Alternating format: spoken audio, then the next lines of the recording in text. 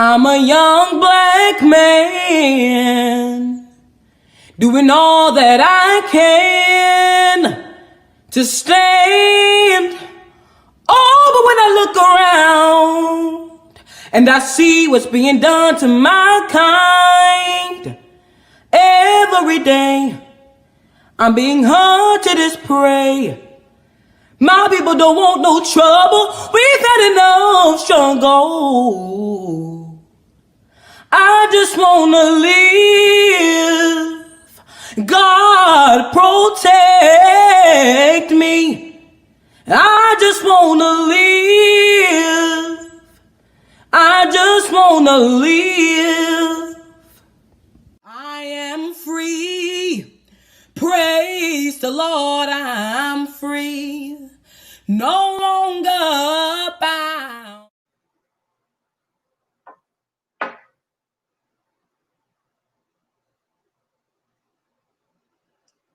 I just want to live. God protect me. I just want to live. That was Kedron Bryant. Beautiful, powerful, but heartbreaking that those words should be the plea of a 12-year-old. Kedron sang that song in the wake of George Floyd's death, a death that shook us all to the very core and sparked weeks of protest. People of all ages, races, ethnicity, men, women, boys, girls, civil society and religious groups all gathered in the streets calling for justice, equality, and human rights. All of this while the entire globe is fighting a pandemic that in the US alone has taken the lives of more than 120,000 people. That is more than the entire US military service that died in World War I. With so many deaths, whether it be by the hands of police or the increase in crime in our communities or due to the coronavirus, it is highly likely that someone who has joined us for this discussion today has a family member or a friend who has been directly impacted by this. And to you, we extend our condolences and our best wishes. With this context in mind, and to talk about the role of the church, we have gathered together an illustrious group of speakers ranging from leaders to members of the church, from as far away from New York as California and as close as Connecticut.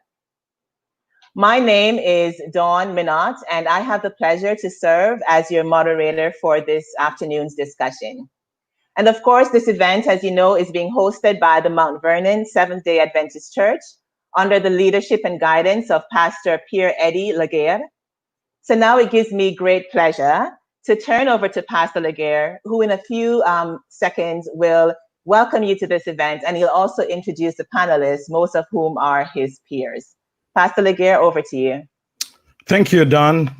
You have so eloquently introduced the whole thing. Blessed be the name of God for the gift of language.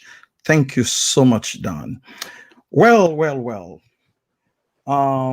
Today, I think that it's urgent to use what I would call the Bartimaeus model.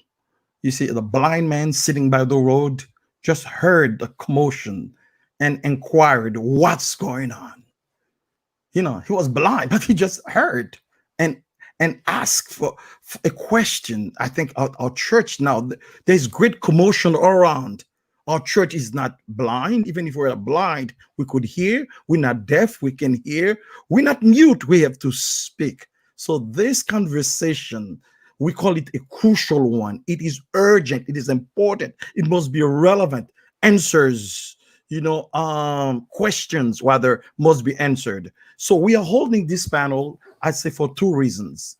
First, to create a safe and brave space for transparent discussions about race, equality, and inclusion, and the role of the church in responding to social justice matters. And one of the second reasons, or the second reason, is to identify opportunities for the church to be more vocal and visible in addressing the larger context of this current moment, and to fill the void of moral healing and contribute to building back better communities in a post-COVID world. We'll be touching on issues that will make this a teachable moment in many ways. And I want to say it's going to be the start of a series of such essential conversation. We've put together a great panel to help us reach these two goals. And now I'd like to introduce, as Don said, an illustrious panel. Our first panelist, his name is Michael Bunch. Michael Bunch represents the young people. Michael is an incoming freshman at SUNY Purchase. For those of you who know what SUNY is the State University of New York in Purchase. He likes animation and enjoys playing basketball. Michael loves writing with his dad and hopes to direct movies with a diverse cast so that he can portray our life stories in an intelligent and compassionate way. Michael Bunch. Welcome, Michael. Then our second panelist is Dr. Keith Augustus Burton. He's the founding director of the Center for Adventist Muslim Relations at Oakwood University. He holds a doctorate of philosophy in religious studies and classical rhetorical theory from Northwestern University. He serves on the advisory board of the Adventist Peace Fellowship and advised the Oakwood University chapter of the Religious Liberty Association. His interfaith work has been recognized with an award of merit from the Associated Church Press and the Rabbi Jeffrey Balloon Memorial Interfaith Award. That's from the Huntsville Interfaith Mission Service. Dr. Burton was named by Christianity Today as one of the top 25 religious figures who have shaped African American faith over the past century. Welcome, Dr. Burton. And our third panelist is a minister, from my conference, Dr. Abdel George. Dr. George has a passion for seeking the lost. Since the tender age of 4, he would often stand in front of a mirror with a broomstick in one hand and a Bible in another, imitating his childhood pastor. He was totally unaware that God was orchestrating a transformative plan for his life. This plan was not without its challenges, but Dr. George can clearly say the Lord has kept and covered him. During his undergraduate studies in New York, with just 2 semesters until his graduation with a bachelor's degree in criminal justice, the Lord instructed him to relocate to Oakwood University to pursue a degree in theology. God's plan had finally become clear. Dr. George currently serves as the pastor of the Norwalk and Breath of Life Fellowship SDA churches in Connecticut. Dr. George, welcome. Our fourth panelist is Pastor Michael Kelly. Pastor Michael Kelly is a graduate of Washington Adventist University, commonly known under WAHU, where he received his bachelor's degree in theology with a minor in psychology.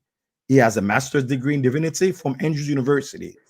Pastor Kelly is certified as a life coach and relationship coach, and certified as well in crucial conversations, tools for talking when stakes are high. He's also a certified facilitator for Prepare and Enrich, which is the leading relationship inventory and couple assessment tool. He's a widely sought after speaker. Currently, Pastor Kelly, affectionately known as PK, is the senior pastor of the Mount Rubidoux Seventh-day Adventist Church in Southern California. Among the honors he received is the Martin Luther King Jr. Trailblazer Award for Spiritual Leadership and Community Service, and the NAACP Riverside Branch Religion Award. Pastor Kelly, welcome. Our fifth panelist is Kirk McDonald.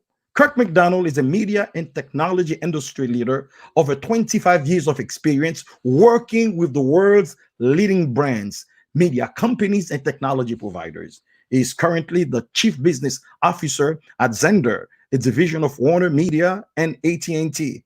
Kirk McDonald has been fortunate to receive many professional awards, including Ebony's Power 100 and Business Insiders, the 46th most important African American in technology in 2014. He's also a co-founder of the IDEA, which is Initiative Inclusion, Diversity, Equality, and Awareness. Its mission is to put a business lens on the issues of diversity in business. Mr. McDonald serves now as an elder at the First Seventh-day Adventist Church of White Plains, New York. Brother McDonald, welcome.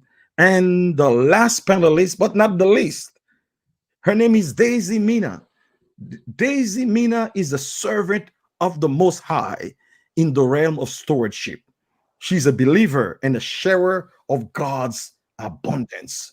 Wife to a champion and king, she says. She's the mother of a phenomenal and cherished daughter and a son. Daisy Mina is a teacher to children with autism and communication disorders. She is the proud mother of Michael Bunch, our youngest panelist.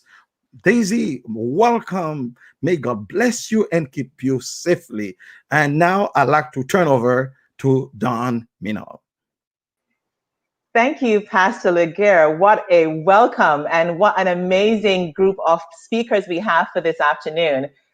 So to those of you who are in our listening and viewing audience, please feel free to share your questions and comments via the chat room of whatever platform you are on. We're going to be checking for your questions and comments as we go through this discussion this evening, so we can include you in this because we want this to be an interactive discussion. So while we wait for your comments and questions to come in, I'm going to start off with our panel. And it's a very simple and basic question, but a very important question because over the past few weeks, it's been an emotional roller coaster for many of us. There's been anger and fear and angst, and there's all kinds of things that we have been feeling in response to what's happening in the world around us. So I'd like to start off by asking our panelists simply, how are you? And as you're responding to how are you, if you would also let us know what social justice means to you, and do you think that we can fight for social justice without hurting the cause of the church? So starting off first with how are you, we'll start off with Pastor George, and then we'll follow in this order. After Pastor George, we'll hear from Daisy. Daisy will be followed by Dr. Burton, then Michael Bunch, and Pastor Kelly will wrap up this first question for us. So over to you, Pastor George. How are you? Well, first, I want to just thank Sister Dawn, and I want to thank the Mount Vernon Church for allowing this conversation to take place. I think it's very important conversation that we're having today. To answer the question, I'm doing well. In spite of all that's taking place in the world right now, I think with prayer and much practical things that I've been doing, such as just trying to, take walks and just exercise in my house to help me just release some stress. So I'm doing pretty all right. To answer your question, what does social justice mean to me? I think when you talk about social justice, it starts in the Bible, really, really in the first chapter of the Bible. When it talks about being made in the image of God. I think as individuals who are made in the image of God, we should think about how we treat individuals that are made in the image of God, right? Think about each individual that's made in His image is created equal and should be treated with dignity and respect. So that's what I think about when I think about justice and social justice. And how does your question about how does it, without hurting the cause of the church? I think the cause of the church is social justice, right?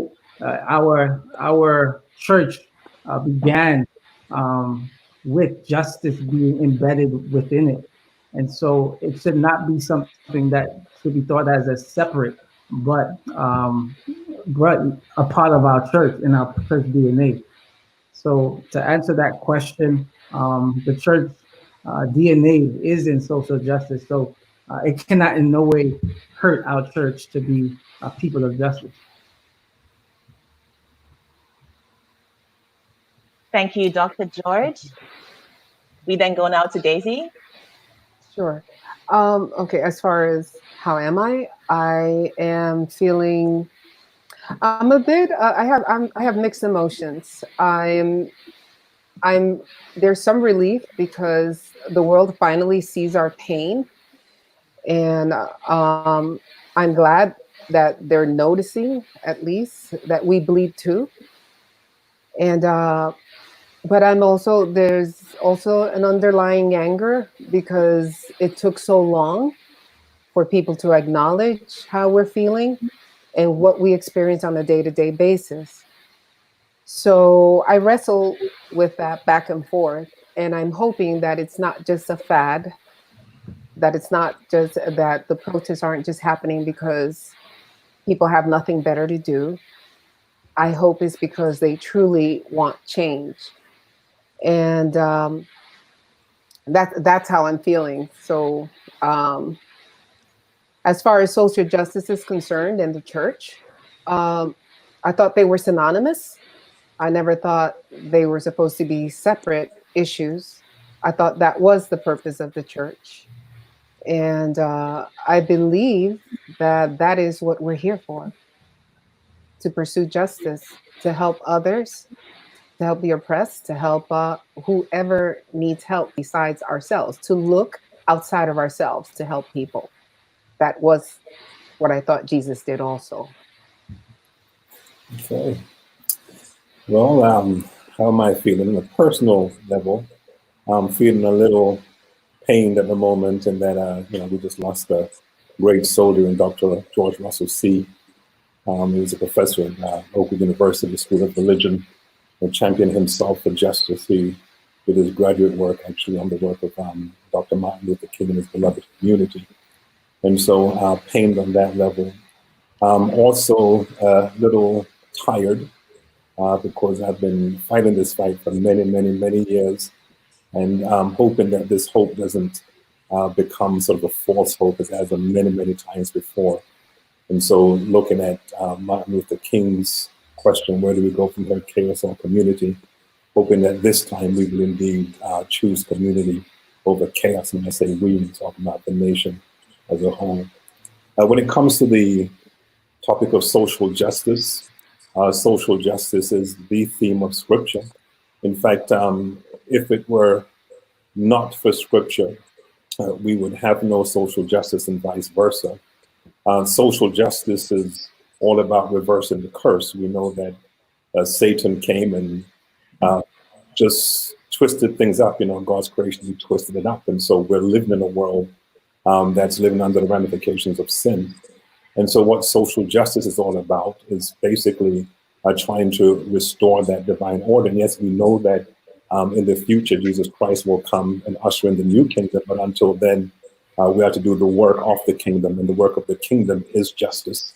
The prophet Amos says, let justice roll down like waters and righteousness like an ever-flowing stream. So that's what we're here to do. And so for those who think that social justice is somewhat antithetical to what we're doing as a church, then I basically challenge those of us in positions of leadership to really talk about what the gospel means. The gospel is not about Jesus hanging on the cross. It's about why Jesus hung on the cross. He hung on the cross to initiate the kingdom of God. And what is that kingdom? It is a kingdom of equity, a kingdom where there are no haves and have-nots, a kingdom where there are no oppressors and oppressed, a kingdom where we all walk together. And that is the work of the church.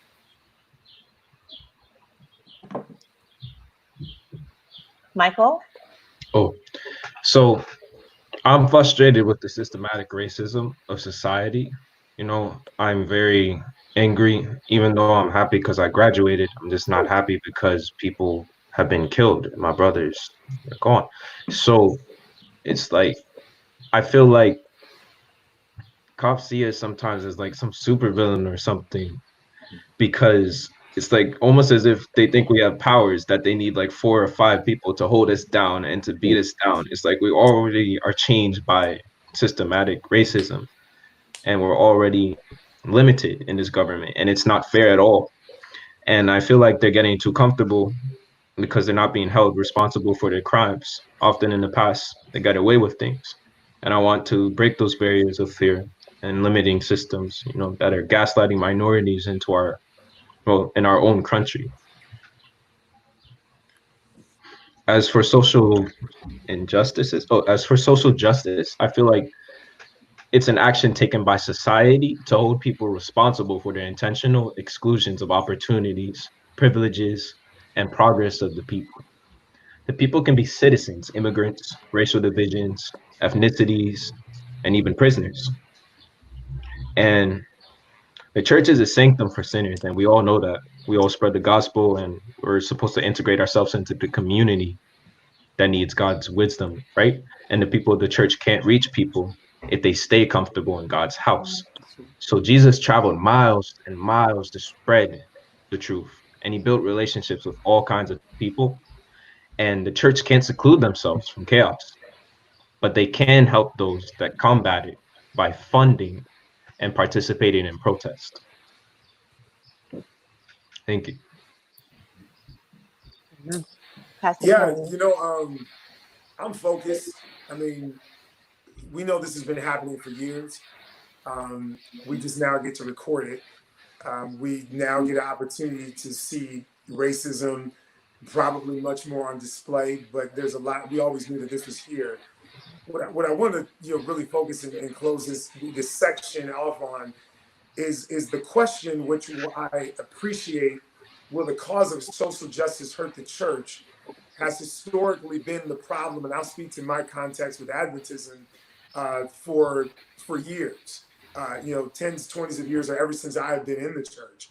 To think that remotely social justice could harm the cause of the church shows how much we've missed the mark, and I think even further shows and validates the point of, unfortunately, how irrelevant we've become.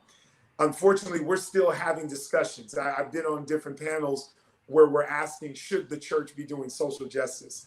I mean, that's incredible for a last day church to ask the question, should we be doing social justice, or even have to debate as to whether or not it's going to harm the cause of the church, which lets me know that we have recognized, and we haven't recognized, that this is what the gospel is, and that's what it's all about. And there's another issue I think that's tied in with that, which I think is important for us really to be able to address, is that what has happened, particularly within Adventism, and why we have this tension of social justice and how it affects the church and if we should be doing it, is because unfortunately there are a lot of racists within our own ranks that hide behind theology to try to prevent us from having this kind of cause in this fight.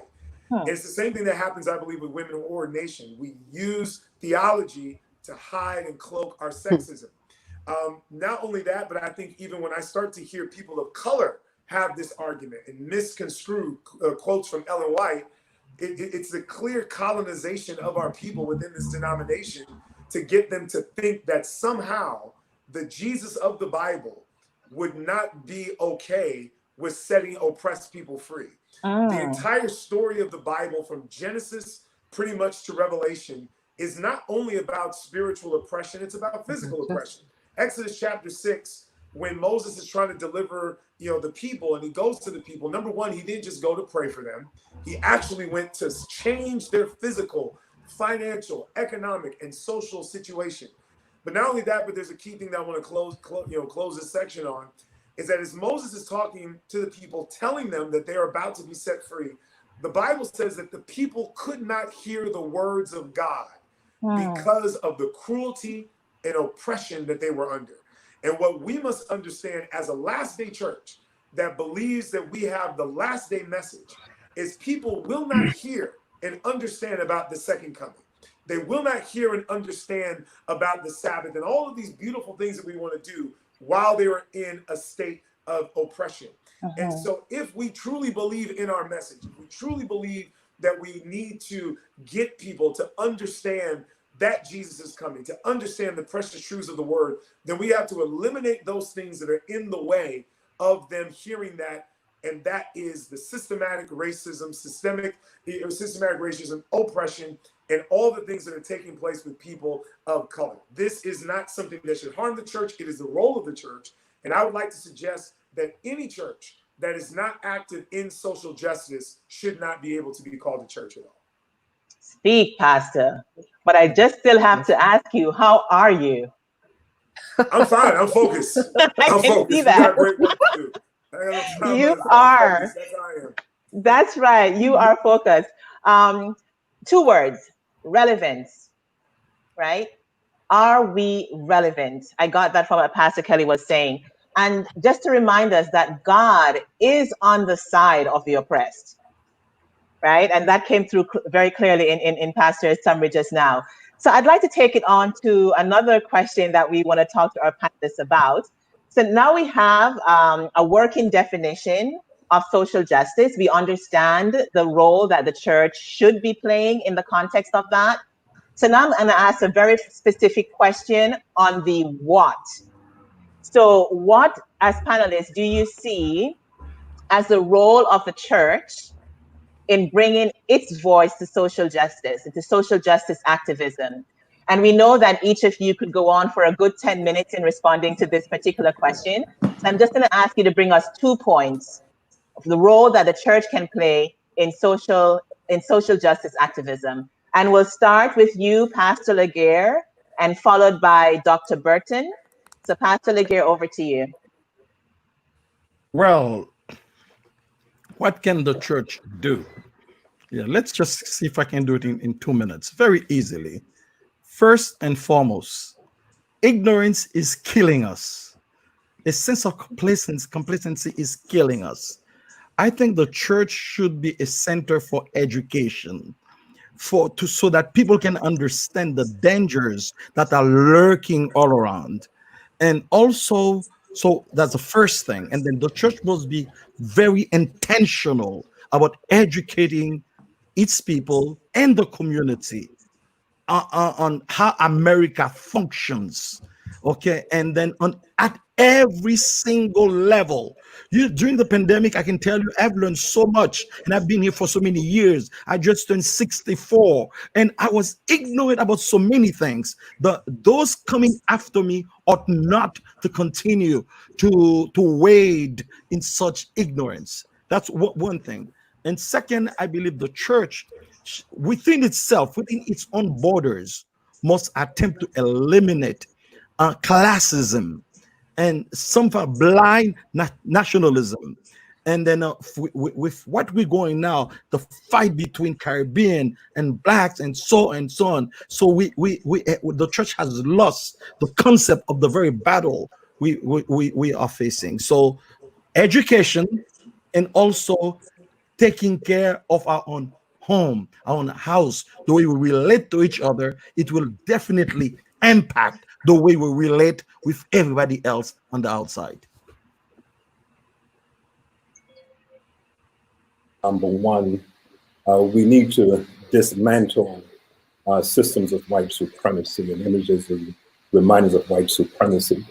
And so I believe as a whole, Black folk need to demand that our Sabbath school quarters don't continue to perpetuate the country club image of a Bible that has whites at the top and all others excluded. And so the images that continue to perpetuate this myth of white supremacy need to be dismantled, and we're the ones who need to be at the forefront of that. And I'm talking not just to the folk in the GC and other places, but also in our own churches. In our own churches, we should not have pictures of white Jesuses that send messages to our young people that are very, very destructive. Even on the Oakwood University campus, I work at Oakwood, I love Oakwood, but that image in the middle of campus with that white Jesus and the Simon of Cyrene, that needs to go. Number two, we need to have strategies to empower our people economically. those of you who are working in the inner cities will know that most of our members live in rented accommodations. That does not have to be the case. If we have strategies where we can help our members to save together, they can move from renting to home ownership. And I believe the church at least has the platform in which things like that can be done so that our people can empower themselves economically and other ways. And I believe that if this was done, many of the problems that we have about poverty in the church and not getting enough offering will be solved, because the people will themselves be entrepreneurs and not merely folk living from day to day, depending on others to give them a check. Thank you, gentlemen. I'm actually going to come to you now, Michael, as the youngest among our panelists. And this was deliberate. We're very intentional in wanting to have the youth represented. And I see we have so far 105 people are joining us online. And I see Renee Burke. I know Renee, I know her. She's a young person. And she's also, you know, Gen Z or Gen Z. So Michael, as you're representing this age group, and you are actually coming to age at a time when race relations is at its worst, and also when violence is almost the way of life. So this is what you have grown up to see in your 18 years on this earth. So we'd like to hear from you as a young Black man. What do you think is the role that the church should play from your perspective as young and Black living in America? So Jesus was always helping people, and he's just as reliable as God. So if the people of the church chose to be consistent with protest, even when it slowly dies out, then people outside of church will remember us and they'll vouch for us in like possible situations. Our pastors deliver sermons revolving around victims of brutality, and viewers like to comment, viewers like me like to comment and watch, and things that we can do is like branch out with protesting groups so we can make our voice and a call for change. Now, if the people of church accepted everyone for their differences and honestly, went out of their way to make people feel comfortable, and us ushers, we have to do that too. But I mean the people, not just the people that are working. Regardless of bad history, crisis, gender, age, and even race, I'm very sure that we wouldn't have people leaving as often as they do. We would have more members, more friends, and more partnerships. And people will walk through our doors with an acceptance. Thank you, Michael. Focusing on difference. I'm going to turn over to you now, Pastor Kelly, and then right after you to Pastor George, who is going to help us to tie the second question together. Pastor Kelly, over to you. Yeah, specifically what I think the church should be doing is what I think God's plan was for his people, and that's social economic empowerment. When you look at what happened with Israel, God is bringing them out of oppression, and he doesn't just leave them off there, by themselves. Like, okay, good, you're no longer enslaved, you're out, you're free. No, he actually sets aside land for them. In that land, they're business owners. In that land, they're able to pass down generational wealth. They're able to live healthy lives because they have access to everything that they need to be successful as a group of people. So much so to the point that God says when people look at you as a nation, they will see the success that you have. It will glorify my name. Well, what I believe is extremely important for us to do is to model that off of Deuteronomy 28 and Acts chapter 2. And that's one of the things that we're doing at Mount Rubidoux, and we call it the New Black Wall Street. Two things I'll say surrounding that. If you remember what was taking place in Tulsa, Oklahoma between about 1907 and 1921, because of Jim Crow, Blacks were unable to be able to connect and have their businesses and actually even spread their dollar in the same places as our white brothers and sisters. And so what ends up happening is they end up having to create this incredible space for them in Tulsa, Oklahoma, Oklahoma, where you see Blacks, being successful. They have their own businesses, hospitals, banks, schools, churches, entrepreneurs, lawyers, everything. And they are successful. It's one of the most successful moments for us in history. When you look at the gaps in Black America today, and I believe that's what the church we're here to do. We're here to close gaps and move statistics. The average income from a Black family, not income, but net worth, $17,000. White family, $171,000. We die disproportionately and have the leading cause of death in every area except for suicide. These things need to change, and that's what I believe the church needs to do, and that's what we're doing in Mount Rubidoux in the New Black Wall Street, is we're moving those statistics through building up a community for the social economic empowerment of Black people. Now, with that being said, some people say, well, that's wrong. We shouldn't do something like that. That's never been done before. Well, absolutely, Adventists actually do it, because it's called Loma Linda. If you go to Loma Linda, they have their own bank, they have their own grocery store, they have their own school, they have their own hospital. They own the majority of the land that really is there, and they have their own houses. Because remember, we also as Blacks don't have home ownership as well, which is where the primary way of passing down generational wealth, ending poverty. Poverty deals with crime, Blacks in jail. It's a huge cycle. And so what we simply want to do, and what I think every Adventist church should be doing, is reproducing in these broken down communities what we've done in Loma Linda. If we have this great, incredible health message, why is there only one blue zone in the United States of America? Why don't we have blue zones in San Bernardino? Why don't we have blue zones in Huntsville? Why don't we have blue zones where Black people are? If we have such great educational system, why have we not taken those same things, moved those into neighborhoods? Don't get me started how unaffordable Adventist education is, but moving those into the neighborhoods where people benefit from it the most, because we recognize what education can do. And so what I would love for us to really see more churches doing, and what we're doing, is going into the underprivileged and underserved communities. And we're not simply doing acts of charity, doing pressure checks and blood pressure checks and passing out food. That's one thing. But getting people in those communities to get better credit scores, teaching them how to get out of debt. Don't just tell them what the health message is. They also don't have whole food stores there to be able to get the right foods. Don't just tell them about giving and returning tithe. Get rid of the loan mart stores that are there, that are taking advantage of them with these advanced payday loans and 30% interest rates on these loans. And so I believe that's what the church really should be doing, is moving into these communities and building them up. And the last thing I'll say, people say, well, that's not the gospel. Absolutely, it is the gospel, because when Jesus brought his message, he would heal people physically, emotionally, and also spiritually. And I believe that that's what the church needs to do. And that's what we're doing at Mount Rubidoux with the initiatives of the New Black Wall Street. Amen. Pastor George, you get to wrap this up. But, just before you come to us, Pastor George, I want to recognize a comment that came in. I didn't grab the name before it scrolled up, but the participant mentioned redlining, and I know we did not get into that, but just to recognize that, our participants are following us closely in this conversation and making significant comments that we're going to feed back in as we continue this conversation. So, Pastor George, with everything that you've heard, and with your comment, can you wrap up for us this segment that we're now looking at in terms of the actions of the church?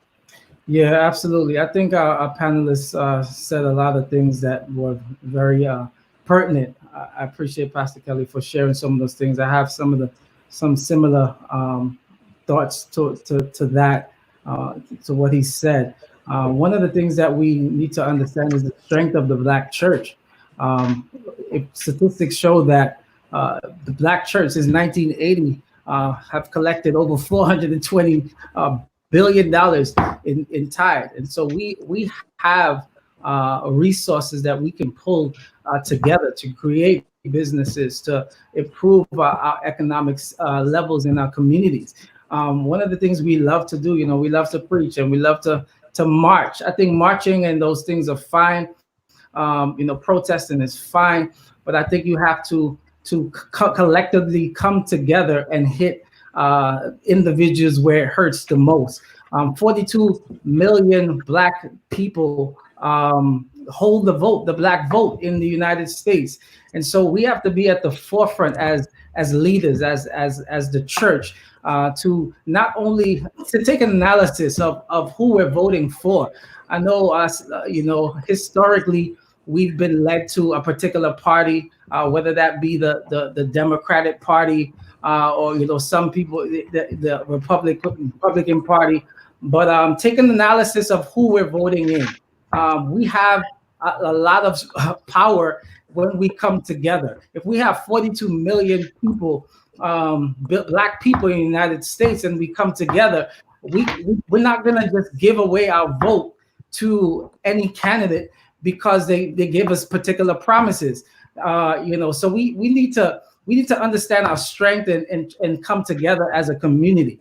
I think everyone said it best. Economically, we're one of the weakest race economically, and one of the reasons why is because we don't like to do anything together. Let's just call it what it is. We often envy each other. As soon as somebody gets to a certain level, we envy that person. We start hating on that person. But what we should do is stop the hate and remove the hate from your heart.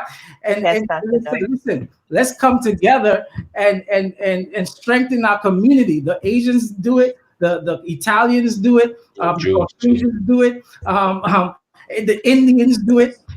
Everyone does it except our people, because we're so into this me, myself, and I mentality. So thank you, Pastor George. Leave it there. Lovely. And I know you could go on for quite some time, but we've got a lot coming in from our listening audience. In fact, we have a very specific question from Vinell. I hope I got your name right. Vinell Saunders is actually asking about the role of the church in ending the perpetuation of racial discrimination. And Vinell, your question is quite timely. Because now I'm going to be turning over to Dr. Burton. So as Adventists, one of the things that we know about the church structure is regional and state conferences or black and white conferences. But how many of us actually know how this came about? So we're going to take a walk down memory lane or a walk back in history with Dr. Burton, who is going to give us a short overview of what led to the establishment of regional conferences. Dr. Burton, over to you. Okay, thank you. I feel like I'm on CNN right now. Yeah, but as we look at the history of regional conferences, I saw someone earlier post something about segregation in the Adventist Church. The Adventist Church doesn't sanction segregation, at least not in an official sense, but we do know that there are differences when it comes to in which the church is administered. And so historically, when we look at the Seventh-day Adventist Church, it was a church that came out, of course, of the Millerite movement. And the Millerite movement was a mostly white movement, even though there were a few blacks involved. One of them was William Foyce, and I've heard about him, who apparently received similar visions to what Ellen White received. And of course, at that time, the Millerites themselves, even though several of them were abolitionists, didn't approve of slavery. They weren't really active in the anti-slave movement because they thought Jesus Christ was coming like in 1844, so that's where they placed all of their energies. But of course, after the so-called Great Disappointment, we see the church again was involved in a series of date setting. And then after a while, when it became obvious that Jesus Christ meant what he said, that no one knows the hour that the Son of Man is going to return, then they had to start thinking about organization, which of course came in 1863. But even then, the church was mostly a northern phenomenon.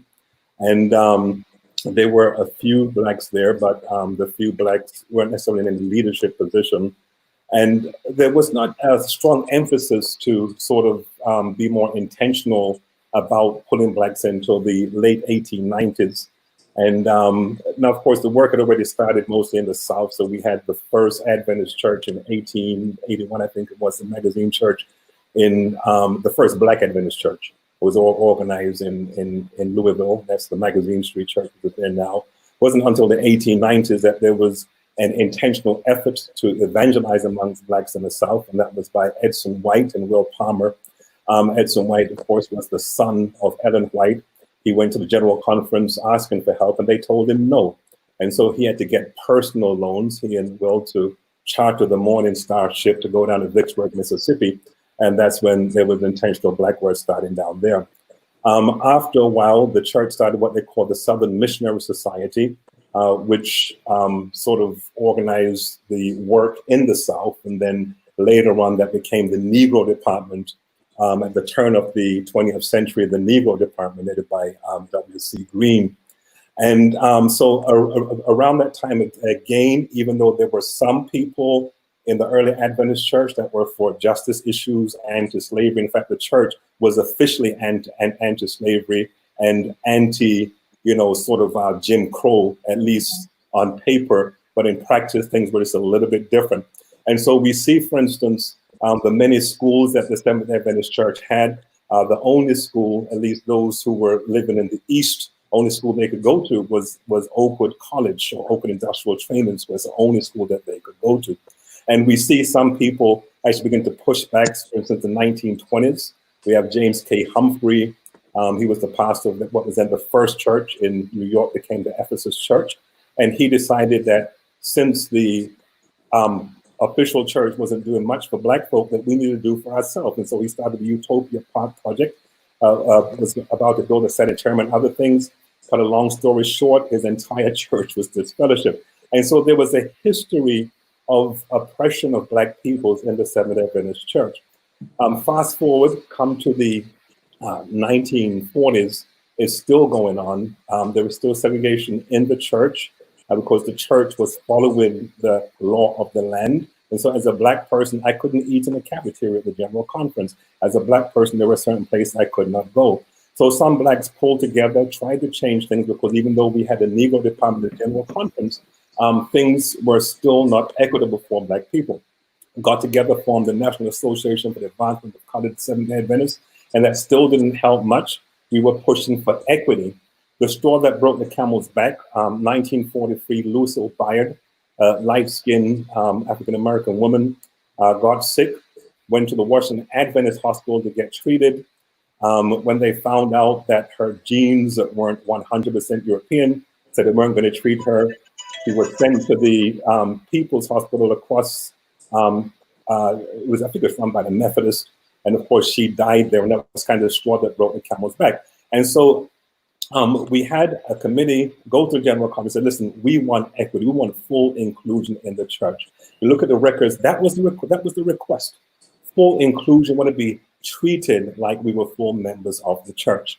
J.L. McKinley, this was 1944, the then General Conference president, he chaired the committee to deal with the issue, and it was on the recommendation of the General Conference that in areas where there was a sufficient colored constituency, that colored people, quote unquote, could vote to form their own conferences. And the Lake Region Conference was first in 1944. So we look at the history of regional conferences. There are many people who think that Blacks demanded, etc. Now, there were some who felt that that was a good way to go, but the request was full inclusion.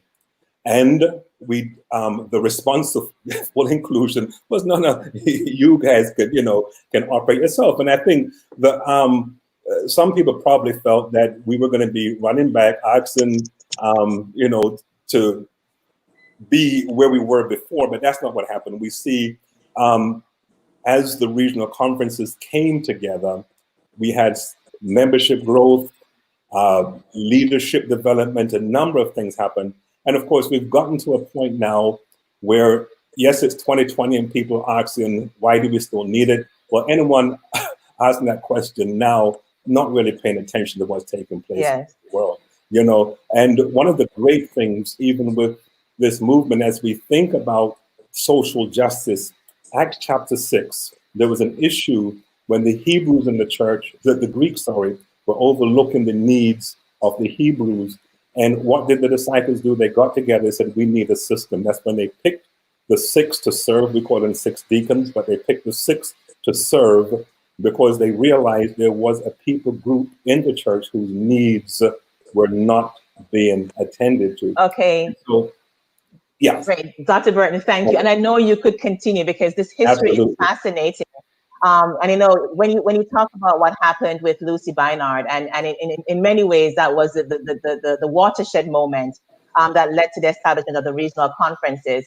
But the point that really came out for me is how reactionary the church has been. And I think in this moment, this time that we now have is an opportunity for us to be proactive. We have 3 ministers on this panel. And I'd like to turn to Pastor Kelly, Pastor George, and Pastor Laguerre with this very specific question. As employees of the church, how can the church play a role in solving the problems of race and culture? And what are the changes you would like to see? Be very specific. What's the role of the church in changing the problems of race and culture? And what are the changes that you would like to see? Pastor Kelly, let's start with you, then Pastor George, followed by Pastor Laguerre. And let me just make sure I'm understanding the question. You're talking about the role of race within the church, correct? So what is the role of the church in solving the problems of race? And it could be race and culture within the context of the church or society at large. So you can choose which part of it you'd prefer to respond to. You know, I'll stay within the church because I think Dr. Burton really brought something out that a lot of people, you know, don't understand. There just a few very quick things I'll say on that. I'll never forget, I was preaching at Andrews University and they asked me to come in and speak specifically on Black conferences. And, you know, there've been a lot of people say they want to, you know, we shouldn't have those anymore, right? Because we're a very, strong, we Revelation 14 church, right? Every nation, kindred, tribe, tongue, and people. What is always surprising to me is that the argument for no longer having regional conferences is doing away with regional conferences to connect with state conferences. Now that's always very interesting to me. The very individuals who, for all intents and purposes, set the platform for us to have to create our own, now want us to tear down and put it separate, as opposed to saying, you know what, we understand that we didn't get this right. Why don't we start from the ground up and start to build together? But of course, we know one of the reasons why we wouldn't do that is because of this power struggle, you know, that would take place. So I think that's a very interesting comment that people always make around that. But the one thing that I think is very important to do, which is a very practical thing, is within the church, there are two practical things. Number one, it's really hard to deal with this idea of racism when I still think we're dealing also with sexism within the church with women's ordination. I think that's something that definitely needs to be addressed. I really would love to see more of our, people of color really being able to fight for that, because the same issues that women run into are the same issues that we as people of color run into. And you can imagine being a woman of color within this structure is doubly difficult. Number two, you see organizations all around the world, literally, when it comes to social justice, putting their money where their mouth is. We have at the Union evangelism funds that are spread down to the churches to be able to spread the gospel and do that. What I would love to be able to see is either from the GC or the North American division is them to donate at minimum $10 million to the different unions to be able to create social justice funding for churches to be able to fight for social justice. If you really believe that this is the call of God and that you'll put all this money into evangelism, but you won't put money into building up communities, and you won't put money into helping educate people, you won't put money into helping them, eat the right way, you'll give them flyers and pamphlets. But I would love to see them say, you know what, we believe so much in social justice and this call. Here is $10 million that churches can access to be able to help run the different programs to fight for injustice in their communities. Thank you, Pastor Kelly. Before we go on to the other two pastors that I called on before, I just want to recognize that we have, of those who are online, we've got a wide cross-section of participants from London, from Nigeria, from Durham, North Carolina, from the Eastern Caribbean Conference of Seventh-day Adventists, from Toronto, from New York, from Florida. My entire family with my mother is sitting down in the living room and watching this right now. So if you have a specific question that we have not yet addressed, and it's a burning question for you, or you have an issue that you'd love to bring into this conversation, please use the chat. We're not really seeing too much action from you. We'd love to be able to engage with you as well. So Pastor George, over to you, and then followed by Pastor Laguerre. I appreciate. I just want to piggyback off of some of the things that Pastor Kelly mentioned. I also want to just point out some of the hypocrisies of the church, really. For example, we had for 8 years a Black president in the United States. There has never been, in my recollection, and one of the ministers or anyone can correct me if I'm wrong, a Black GC president, right? which is very telling of the system that we're a part of, and the oppression, really the political oppression, not only in the United States but in the system of our church, right? We don't hear much of our church being at the forefront of speaking truth to power when about the Black plight, right? About our current circumstance. We don't hear much from our leaders at the top about that. We're not at the forefront. You know, you have to probe them. You have to kind of push their buttons in order to hear something that speaks against what's happening to Black and brown people. And so I think that is very telling of what's happening in our church, which tells me that maybe our thinking from America is not really different, right? And so I think that's a little bit scary for our church. I also just want to share that, you know, I'd like to see a change in that, right? I'd like to see a church at the forefront. I also want to see a little bit of change even in our own community. I think Malcolm X had a quote that I like to hear.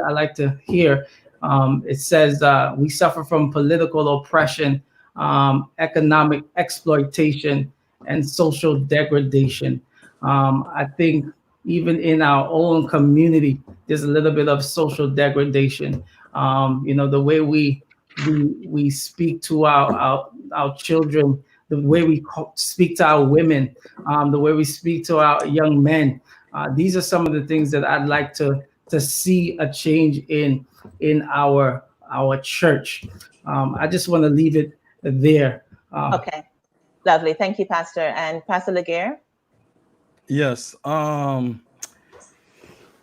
That's very, very deep. You see, as a church, we must be aware of the great controversy between good and evil. And Jesus' ultimate goal is, by this shall all men know that you're my disciples, if you love one another. So the arch enemy will make sure that whatever he can do, by whatever means necessary, he will divide you. So let me be fair to the whites. You see, if there were no racism, you know, you'll have classism. You have blind nationalism between people from different islands. Then you have, I'm making this called neighborhoodism, ethnicism. So all these things are part of the devil's plan to divide people. But now there is one that is affecting us directly, and it must be addressed. And the whole concept of racism, of all the people here, I believe, I'm the one who's closest to whites. So funny. I did Adventist school in Haiti under a white. I mean, I did my first Catholic school under a white father, a white brother. I converted into Adventism. I had a white president in Haiti. Then I moved to AUC. I was into a white school. I went to Andrews under white again. I never had any issue with whites. In fact, from the Caribbean, all the whites who came were people who just built. They were just people that we loved. So I came here in the US with the whole concept, whites are great and I want to enjoy themselves. I went skiing, I went mountain climbing. My black friends were telling me, are you white? But I didn't know that, you know, there was something reserved for whites. I went mountain climbing, I went skiing, I went water skiing. I enjoyed with the whites. But then I quickly realized that. Okay, Pastor. Yes. If you can start wrapping up, Pastor, please.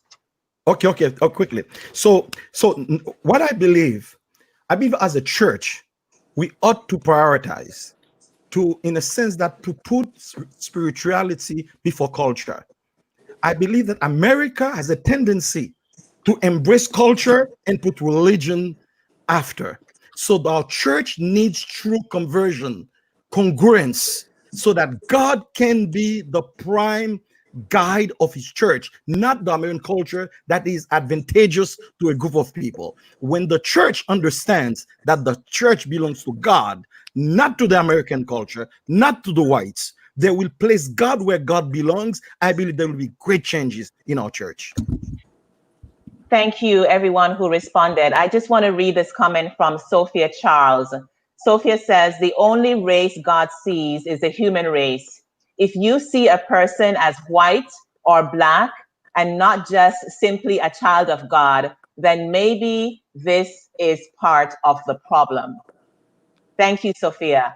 And I also want to acknowledge that we've got Barbados with us. We also have Dayton, Ohio. So we've got a lot of participation from across, not just the United States, but I can say globally. So please continue to share your comments. It may not, some of the things we're saying may not be relevant to your particular conference or division, but nonetheless, we are very open to hearing your comments as well. You know, Daisy, I want to turn to you. When we started this conversation, we actually started with a song that Kedron Bryant sang, I Just Want to Live. And I don't know how many people know this, but this song was actually written by Kedron's mom in the wake of George Floyd's death. And she said when this happened, when the death of George happened, she wanted to find a way to instill some more confidence in her son. And so she went to God about this. And as she was praying and meditating, the words of that song came to her.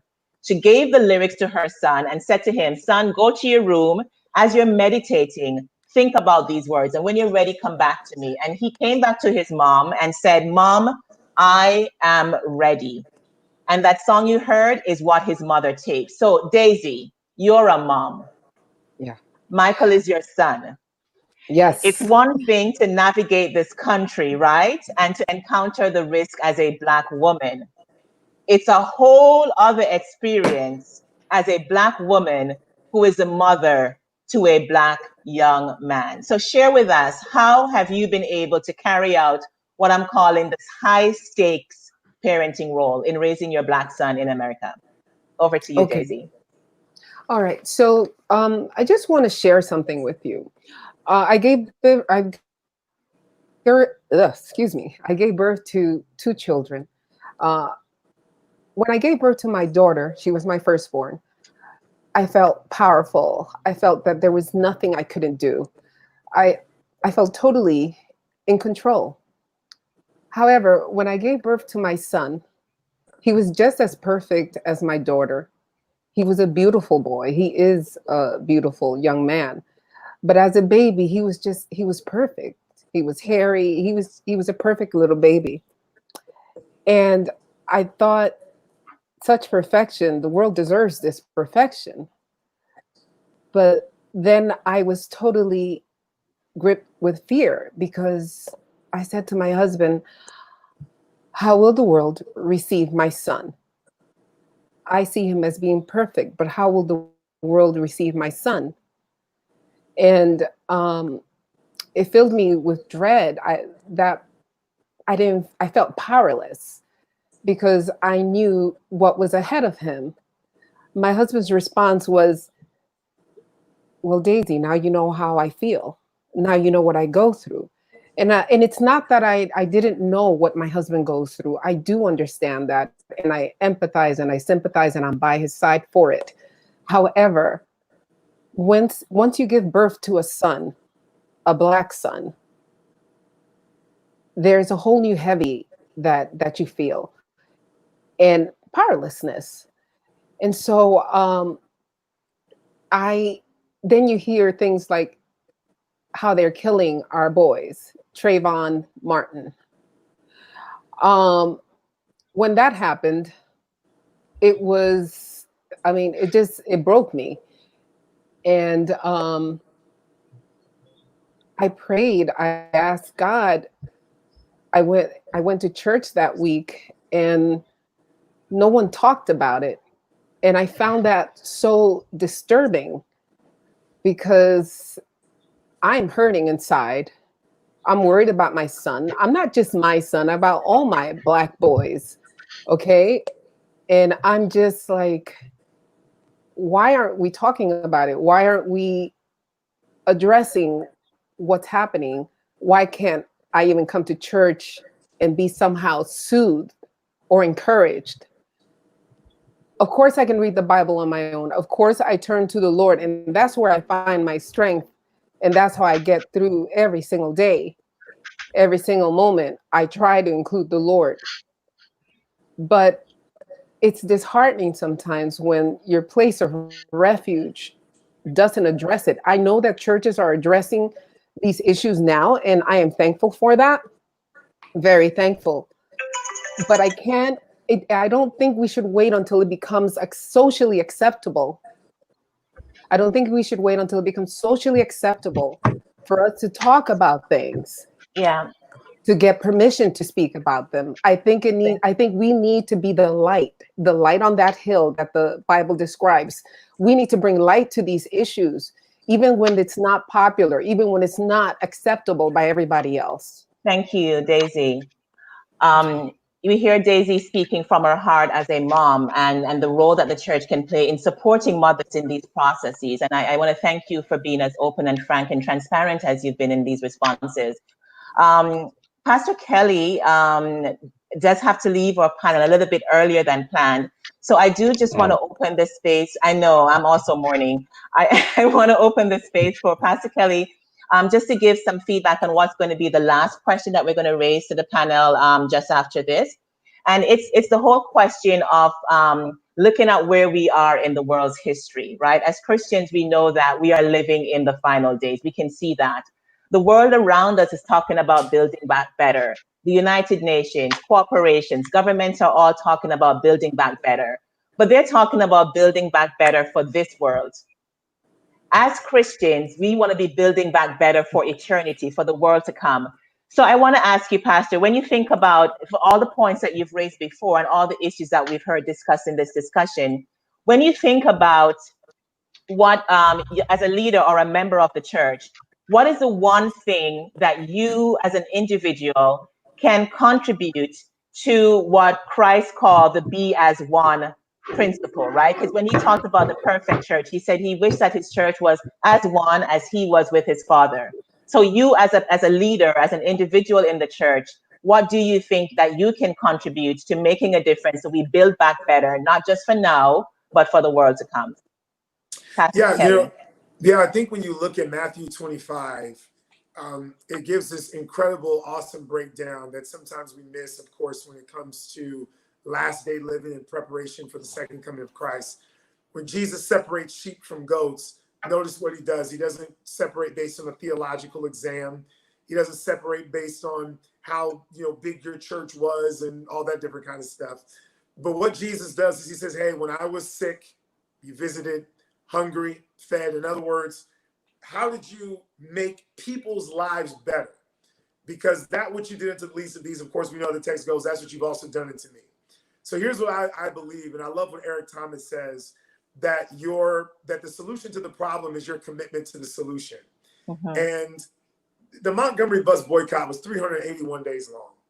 This was people committed to something, regardless of how quickly the outcome came. And so here's what I believe, that as we are working on bettering people, we might not ever get to the place where we send racism ending or when we see all of these systems topple down. But I believe that the work is what is important. The work does something to my character.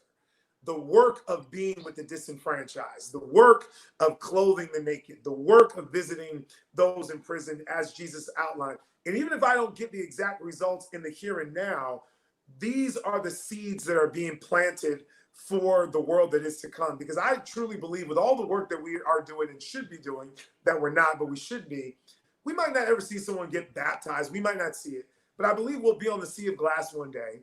And somebody will come up to us and say, you know what? You don't remember this, but because you helped my son when COVID-19 hit, and Black boys, unfortunately, and girls who don't have the same access to internet and don't have iPads, we were unable to go to school and get the same learning. But your church opened up a computer lab and we were able to go there.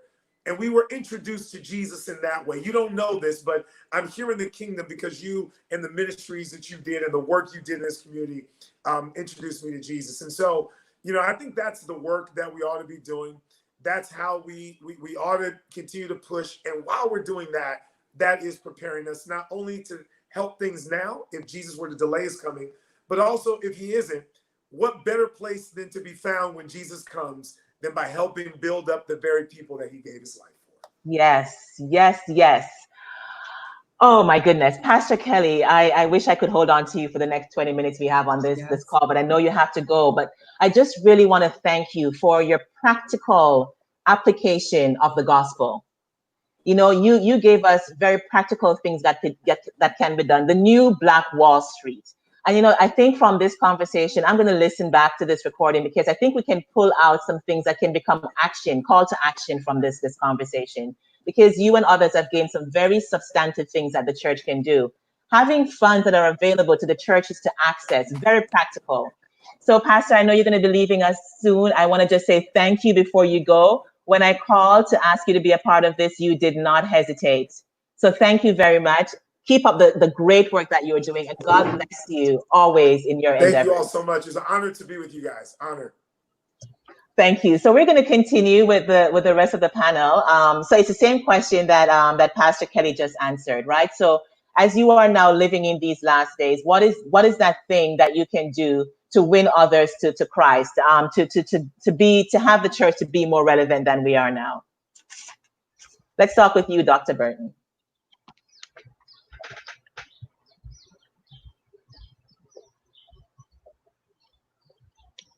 Dr. Burton, I think you're muted.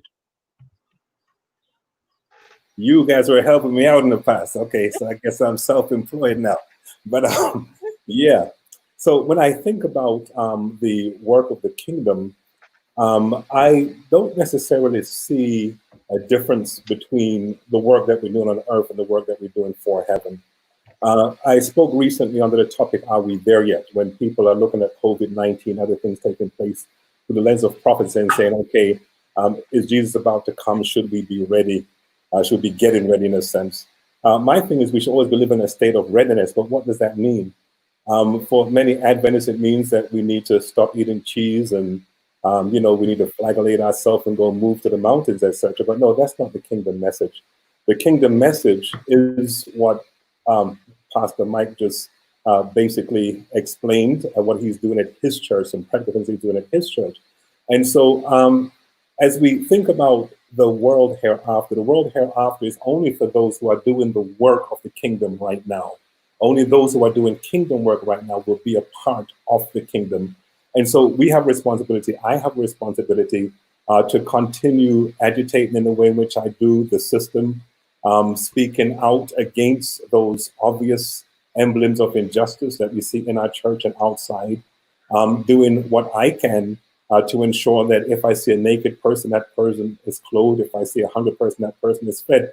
Oftentimes we look at the big picture, but there are little things that we can do individually. If there's a kid on the block, for instance, who's a latchkey kid who doesn't have a parent that's there when he comes home from school, there's something I can do to ensure that that child is a hot meal in the evening, if he needs help with his homework, etc. So there are many things that we can do individually that we should be doing on a continual basis to live the kingdom, because only those who live the kingdom will inhabit the kingdom. Thank you. Thank you, Dr. Burton. Yes, very practical. You've got to live what you're preaching. And I just want to bring in the point that we heard from Harriet in Barbados, who is saying that education is also key to tackling racism. So Harriet, thank you for that input.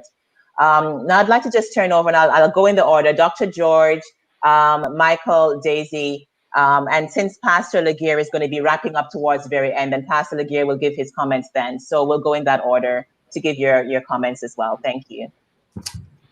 You're breaking up. I can't hear you. Yeah, I couldn't hear you either. You kind of broke up. I'm so sorry, Dawn. Didn't hear you. Okay. Can you hear me okay now? Yeah. Yes. Okay. My apologies. I did not come through clearly. So I want to reiterate that Harriet from Barbados indicated that education is one of the tools that can be used to address racism. So we want to bring that into this conversation. Thank you for that, Harriet. So now I just like to turn over in the order of Dr. George, Daisy, and Michael to also share from your perspective, what is that one thing that you can do in these last days to contribute to making the church a better place? Yeah. And sorry, please, if you can keep your comments to 1 minute. 1 minute. Thank you. Okay. I would just say now is the best time, right? Because one of the things that has happened historically in our church is that we've been contained to a building. And one of the things COVID-19 has done is get us out of the building. I think that nothing happens with happenstance. I think God has allowed this to happen for several reasons. And I think one of them is probably to um, get us out of the building and just stop praying and preaching and singing. Get into the community and do practical things to uplift our community. Come together. One of the things that a lot of people are suffering right now, right? There are 40 plus million people on unemployment, and a lot of those people are in our church communities. And one of the things I love about Acts is that it talks about the people selling things in order to help each other, and no one was without loss. No one was without gain, right? So everyone was benefited from somebody else helping them. And so I think God is calling our church during COVID-19 to move out of the building and move in to the community. Great. Daisy? Yeah, I found this verse that I really liked. It was in Isaiah 58:6, and it says, "No, this is the kind of fasting I want. Free those who are wrongly imprisoned, lighten the burden of those who work for you. Let the oppressed go free, and remove the chains that bind people. Share your food with the hungry, and give shelter to the homeless. Give clothes to those who need them, and do not hide them from relatives who need your help. Then your salvation will come like the dawn, and your wounds will quickly heal." I felt like that gave you a blueprint for what the church should be doing, for what each of us should be doing, even if you're not going to church. This is our responsibility to mankind, to our fellow man. And I believe that's something that we have to do. We have to improve our perspective taking. We also have to invite people into getting to know us. Maybe we need to adopt policemen along the way, so that way they can get to see who we are. Okay, once you start associating with people, you get to know them. Once you get to know them, you may even get to love them. So I really believe we need to partner with the powers that be, so that they can see that we are human just like they are. So following the Bible and partnering with the people, the government around us. And followed by your Yeah. son. Thank you, Daisy. Michael? Mhm. So speaking of people that are human just like us, the most of the people that are gay, old, represent other ethnicities or other races, when they join our community or when they try to go to our church, they also have prejudices as well as they're just normal like us. And I think that everyone has been embarrassed by a person, that they've been hurt by a group and have been broken by somebody, and they've been belittled by someone. And I really believe that even though we've all experienced this, I think our church either a group therapy session or something like a sermon with empathetic therapists that establish within us that we're all people, and us ridiculing each other for living because we're afraid of each other because of prejudices, it doesn't spread the compassion and forgiveness that Jesus died for. And I Yes. prefer that churches speak to us about this pain that's been inflicted on us in the past, and with God's assurance elaborate that it can't hurt us anymore. We would be one if we built bridges with people and lowered our walls that was graffitied with opinions. And we could hopefully see that loving people took more than pain, time, and effort. And for Jesus, it took his life. Yes. Amen. This is Beautiful. why we had to have Michael on this panel, because the young definitely shall lead us. Michael, thank you. Yes, indeed. Thank you. So we've actually come to the end of our questions, and I think we've fed most of what came in from the participants online. And just before we turn over to Pastor Laguerre, who's going to wrap up for us, I just want to highlight a couple of the things that I heard, and I think once we watch this presentation again, we can pull more out of what came from each of our panelists. But we heard suggestion for a new Black Wall Street. For a Black General Conference president, it's about time. At least 10 million, I believe Pastor Kelly said, of resources that should be accessible to the local churches. There's need Oh for yeah. social economic empowerment. Education is key, And something very practical from Daisy just now in terms of adopting the police. Very simple, but I think, as she says, if we know them, if they know us, then the responses may be different.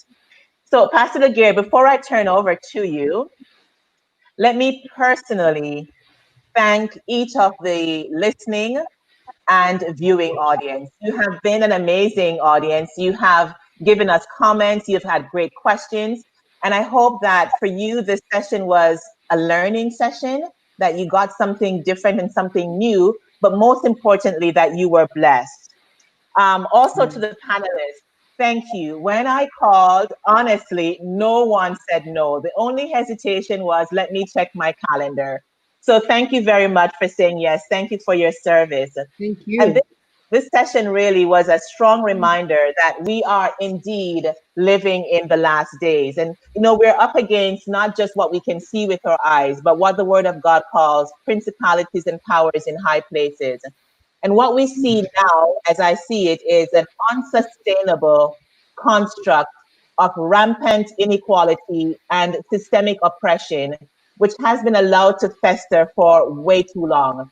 And sadly, not much of this will change before Christ returns. But while we occupy this place and all the spaces that we are privileged to be in, let us raise our voices and take action to restore, to reconcile, and to bring love to this broken world that needs healing. So, Pastor Laguerre, you and the Mount Vernon Church have been an amazing host. And I won't say any names, but I certainly want to call out the communications and the IT department to say that they are top notch, amazing. So thank you all very much. Thank you for hosting us. And so over to you now, Pastor Laguerre, for the wrap up of this session. Don, you are exceptional. Wow. This is unbelievable. You conceived the program, you planned it, you watch over its execution, and you have delivered majestically today. We want to thank you for having thought of us also, just allowing us to host this program here. Thank you so much. And I'd like to thank you in the name of our church, Mount Vernon. And then I agree with you when it comes to our communication team, our AV team, Gary and the whole band. You guys, you are top notch. Thank you so much. Ladies and gentlemen, how should I say? I think it's time for our church to speak Joseph's language. I say Joseph's language? What is that? The Genesis 15, 19, 20 language. When Joseph turned to his brothers and say, you guys, you meant evil against me, but God meant it for good. God turned it for good.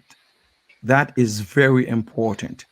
Regardless of what man have intended to do to you, God can turn it, and he's turning it. He has turned it. And also to understand what Jesus has said in Luke 17, when he said that, he said to his disciple, it is inevitable, it is impossible that offenses shall not come. And that's a big one. But woe unto him through whom they come. You see, when you are offended, and I think that's one of the racism and its all its aftermath, its whole system has one goal: to offend people, to offend the black race, and makes us angry, and make us too angry where we are unable to love the way Jesus loves. After we have fed the crowd, after we have done everything that God wants us to do, we have to be skilled by the Holy Spirit to handle the hurts, the injustices, the crimes, the killing. And I believe that's when God comes in as a community of believers to not to fall for the bait of Satan. For anyone, there's a book that my son loaned me called The Bait of Satan, written by John Bevere. I think that's a masterpiece. If you're watching, it's right in my hand, The Bait of Satan. And I think racism is one of those things, targeting us to make us hate. And I will finish with a personal experience. As I began earlier to tell you that I've dealt with white all my life, and I've always gone to white schools or under white principals. And then so when my children turned, begin to go to school, we live in a city called Randolph in Massachusetts. Then there was a white woman who worked in Africa, Mrs. Bryson. She loved black. I mean, you're talking about someone, a true Christian, Mrs. Bryson. There is a little school, an Adventist school called Cedar Brook School, CBS, in a town in Massachusetts. Mrs. Bryson left her town, Rehoboth, and she drove 45 minutes away to a city called Brockton. And she went to the black churches there. And she said, there is a good Christian school, but 30, 45 minutes away, with only 40 white kids, 4 kids, and so many black kids around. There is no Christian school. We will send the buses for you. Come, be with us. And the parents who were praying for a Christian school nearby embraced Mrs. Bryson's invitation. And myself, and I had 3 kids. I had some family members, they have 2.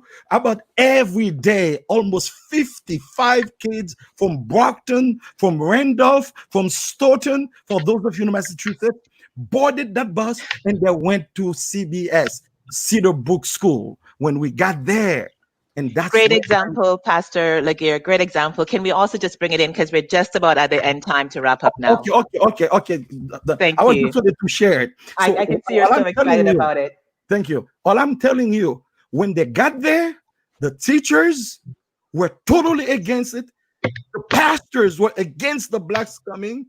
The next year, they voted in my presence to sell all the school buses so that there will be no blacks in the school. I took my kids away and I placed them in a public school in Lancaster, Massachusetts, to protect them. So this kind of thing can make you so angry at your white friends. So that forgiveness is necessary. It's not only my story. So we need to forgive. We need to understand that we're at war with the devil. We must understand that the church must do its work. We must feed the hungry. We must educate. We must do what God wants us to do. At the same time, we must ask God to soothe our hearts, to extend a hand of forgiveness to the offender, to intercede for the offender, and knowing for sure, ultimately, whatever people meant to do to us for our destruction, God will intervene and redirect it. So praise God. I will appreciate today's program. I believe that we all should jump, collaborate, share our thoughts, and do what Pastor Kelly said, what Pastor George said, what Doctor said, what John said, what Daisy Mina said. We all pull together, even write a book after COVID-19, write a book, some kind of direction, and we all will move forward by God's grace to reach the ultimate goal, which is Canaan, when Jesus Christ returns. God bless you and keep you safely in Christ's name. Amen. Thank you, Pastor Laguerre. I can see the enthusiasm. I can hear it in you. So this now really just leaves me to say thank you. A lot has been said here today. I think we've even opened up some avenues for further conversation. Dr. Burton did a really good job of giving a very synopsis, a very short capturing of her history, but there's so much more to learn from that. Dr. Burton does a lot of work with her Muslim brothers, and we can also have a conversation around how best to work with those who are of other faiths as well. So for those of you who joined us on Zoom, on Facebook, on YouTube, from London, Nigeria, Jamaica, the Caribbean widely, wherever you've joined us from Florida, thank you for being here. And we look forward to having another session with you again. But most importantly, let us live our lives knowing that we are at the end of time and Christ will soon come to take us home. In the meantime, be safe, distance yourself when you're out in public, wash your hands, wear a face cover. Let's keep safe in this COVID world. Thank you for being here with us.